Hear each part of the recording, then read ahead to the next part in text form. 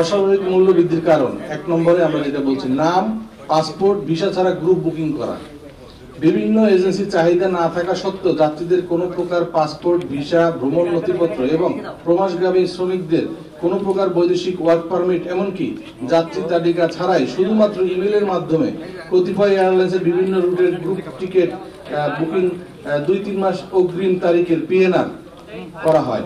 PNR বলতে আমরা যেটা বুঝি প্যাসেঞ্জার নেম রেকর্ড, এই পিএনআর করে সিট বুকিং করা হয়। কিন্তু এই পিএনআর গুলোতে প্যাসেঞ্জার নেম রেকর্ড বলা হচ্ছে পিএনআর, কিন্তু এই পিএনআর প্যাসেঞ্জারের কোনো নাম নাই, কোন যাত্রী যাচ্ছে তার কোনো হদিস নাই, এখানে পাসপোর্টের ডিটেলস নাই, ভিসারও কোনো খবর নাই, কিন্তু তাদের জন্য সিটগুলো নাম ছাড়া ব্লক করে রাখা হচ্ছে। বর্তমান সময়ে যদি আমরা সরকার যদি এটা খোঁজ নেয়, দেখা যাবে 50 থেকে 60,000 সিট এভাবে নাম ছাড়া ব্লক করা আছে বিভিন্ন এয়ারলাইন্সে। এ ধরনের কার্যক্রমের ফলে টিকিট মজুতদারি হচ্ছে এবং সিন্ডিকেশন হচ্ছে, আসন সংকট দেখা দিচ্ছে এবং টিকিটের মূল্য বৃদ্ধি পাচ্ছে। এ ধরনের কার্যক্রমের ফলে বিদেশগামী শ্রমিক, স্টুডেন্ট, প্রবাসীরা চরম আর্থিক ক্ষতির মুখে পড়ছেন।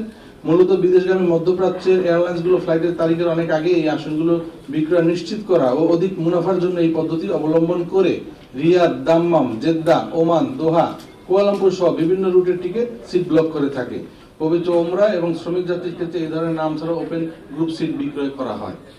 এই সকল সেক্টরের টিকিট ব্লক করলে তার সরাসরি প্রভাবে অন্যান্য সেক্টর যেমন লন্ডন, নিউ ইয়র্ক, ইউরোপ এবং আমেরিকার বিভিন্ন ডেস্টিনেশনে এয়ার টিকিটের মূল্য বৃদ্ধি পেতে থাকে। মধ্যপ্রাচ্যগামী এয়ারলাইন্সগুলো এ ধরনের নাম ছাড়া গ্রুপ বুকিং করে তাদের পছন্দের গুটি কয়েক এজেন্সির মাধ্যমে বাজারে টিকিট বিক্রয় করে। আপনারা সবাই জানেন প্রায় 4 থেকে 5,000 ট্রাভেল এজেন্সি বাংলাদেশে বৈধভাবে ব্যবসা করছে, কিন্তু এয়ারলাইন্সের এই টিকিটের এই ব্যবসার পলিসিটা তারা গুটি কয়েকটা এজেন্সির সাথে মিলে এই কাজটা করে। আমরা এখানে কিছু গ্রুপ বুকিং এর নমুনা আপনাদেরকে দেখাচ্ছি। এখানে দেখেন একটা গ্রুপ বুকিং আছে, এখানে কোনো নাম নেই, 24 সেপ্টেম্বরের একটা, আর নিচেরটা আমরা দেখি এসবি যেটা 17 মার্চ। আপনারা দেখেন ঢাকা জেদ্দার একটা ফ্লাইটে HK40 মানে হচ্ছে এখানে 40টা সিট কনফার্ম, এই পিএনআর এ কোনো নাম নাই। এভাবে শত শত সিট এয়ারলাইন্স ব্লক করে রাখছে। আমরা দ্বিতীয় যে কারণটা পেয়েছি যে ভাড়া বৃদ্ধির, সেটা হচ্ছে এয়ারলাইন্স কর্তৃক ফ্লাইট কমানো বা ফ্রিকোয়েন্সি ব্যবহার না করা, ব্যবহার করছে না। তারা ফ্লাইট সংখ্যা কমিয়ে দিয়ে চাহিদা যোগানের ভারসাম্য নষ্ট করছে। জুলাই আগস্টের আন্দোলনের পরে দেশের ইনবাউন্ড ও আউটবাউন্ড যাত্রী পরিবহনের নেতিবাচক প্রভাব বিস্তার করে দেশ থেকে বহির্গমন ও আগমনের হার কমে যায়। ফলশ্রুতিতে এয়ারলাইন্স তাদের ফ্লাইটের সংখ্যা হ্রাস করে। সম্প্রতি দেশের সর্বস্তরে স্বাভাবিক পরিস্থিতি ফিরে আসায় পর্যটকদের বহির্গমন ও আগমনের হার ক্রমাগত বৃদ্ধি পাচ্ছে এবং সাথে সাথে যাত্রীদের ফ্লাইটের চাহিদাও বৃদ্ধি পাচ্ছে। কিন্তু যাত্রীদের চাহিদার তুলনায় এয়ারলাইন্সের ফ্লাইটের সংখ্যা কম হওয়ায় আসন সংকট দেখা দিচ্ছে এবং টিকিটের মূল্য অসহনীয় পর্যায়ে বৃদ্ধি পাচ্ছে। বিগত সময়ের তুলনায় বর্তমানে মধ্যপ্রাচ্যগামী নিম্নলিখিত এয়ারলাইন্সের ফ্লাইট ও আসন সংখ্যা কমানো হয়েছে। আমরা সেটা নিচে, এর ভিতরে আপনারা দেখবেন যে নাস এয়ারলাইন্সের সপ্তাহে 5টা এয়ারলাইন্স ফ্লাইট পরিবহন করতো বাংলাদেশ থেকে, তারা টোটালি এখন কোনো ফ্লাইট চালাচ্ছে না। এখানে বিবরণ আমরা দিয়েছি। এয়ার আরাবিয়া উইকলি ঢাকা থেকে শারজাহ ফ্লাইট অপারেট করতেছে 35, যেটা কমে এখন হয়েছে 28। চট্টগ্রাম থেকে এয়ার আরাবিয়া শারজাহ ফ্লাইট ছিল উইকলি 14, সেটা কমে এখন হচ্ছে 7।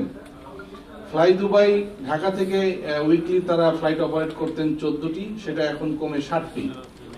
একইভাবে ফ্লাই দুবাই চট্টগ্রাম থেকে ফ্লাইট অপারেট করতেন 14টি, এখন চট্টগ্রাম থেকে ফ্লাই দুবাইয়ের কোনো ফ্লাইট অপারেট হচ্ছে না। জাজিরা এয়ারলাইন্স চট্টগ্রাম থেকে কুয়েতের ফ্লাইট অপারেট করত 7টি সপ্তাহে, এখন চট্টগ্রাম থেকে জাজিরা এয়ারলাইন্স কোনো ফ্লাইট পরিবহন করে না। ওমান এয়ারও সেম, প্রতি সপ্তাহে 7টি ফ্লাইট ছিল, তারা এখন কোনো ফ্লাইটই চট্টগ্রাম থেকে পরিচালনা করে না। সৌদি এয়ারলাইন্স মদিনায় উইকলি 7টি ফ্লাইট আগে পরিচালনা করত, এখন তারা উইকলি 4টি ফ্লাইট পরিচালনা করছে। পূর্ববর্তী সময়ে প্রায় 98টি যেই এয়ারলাইন্সগুলোর কথা আমরা বলেছি 98টি ফ্লাইট পরিচালনা করতো, বর্তমানে সেই এয়ারলাইন্সগুলো 46টি ফ্লাইট পরিচালনা করে। হ্রাসকৃত ফ্লাইটের সংখ্যা 52টি সপ্তাহে। এতে প্রায় আমাদের তাদের আরো একটা সমস্যা এখানে আছে, আগে বড় ফ্লাইট দিয়ে যাত্রী পরিবহন করা হতো, সেটা এখন ছোট ফ্লাইট দিয়ে পরিচালনা করা হচ্ছে। বড় ফ্লাইটের মিনিমাম 220 জনের ক্যাপাসিটি ছিল, সেটা কমে 168টিতে চলে এসেছে। এইখানেও দেখেন আমাদের আসন সংখ্যা কমে গিয়েছে এবং উইকলি টোটাল হিসাবে আনুমানিক প্রায় 1600 আসন সংখ্যা আমাদের কম আছে। প্রতিদিন আমাদের 1600 আসন সংখ্যা কম আছে, এই কারণেও কিন্তু ভাড়া বাড়ছে। আমরা আরেকটা কারণ এখানে দেখেছি, ভাড়ার ঊর্ধ্বসীমা অতিরিক্ত পর্যায়ে নির্ধারণ বা অনুমোদন দেয়া।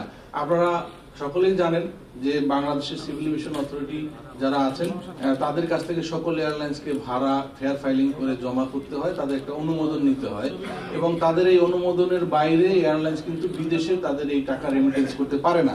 এইখানে আপনারা মে মাসে দেখেছেন যে মালয়েশিয়াগামী যাত্রীদের টিকিটের মূল্য যেটা এখন 30,000 টাকা বা সবসময় 30,000 টাকা ওয়ান ওয়ে, সেটা তখন 1,30,000 টাকাও বিক্রি হয়েছে। এই যে বাড়তি টাকাটা, এটা কিন্তু অনুমোদনের বাইরে কি সেল করেছে এয়ারলাইন্স? আমার মনে হয় না যে অনুমোদনের বাইরে সেল করেছে। তাহলে আমাদের যারা নিয়ন্ত্রক সংস্থা আছেন তাদেরকে এই ঊর্ধ্বসীমাটা কত পর্যন্ত যেতে পারে, স্বাভাবিক সময়ের চেয়ে কত গুণ বেশি হবে, এইটাকেও মনে হয় লাগাম টেনে ধরা দরকার এবং কমিয়ে আনা দরকার বলে আমরা মনে করি।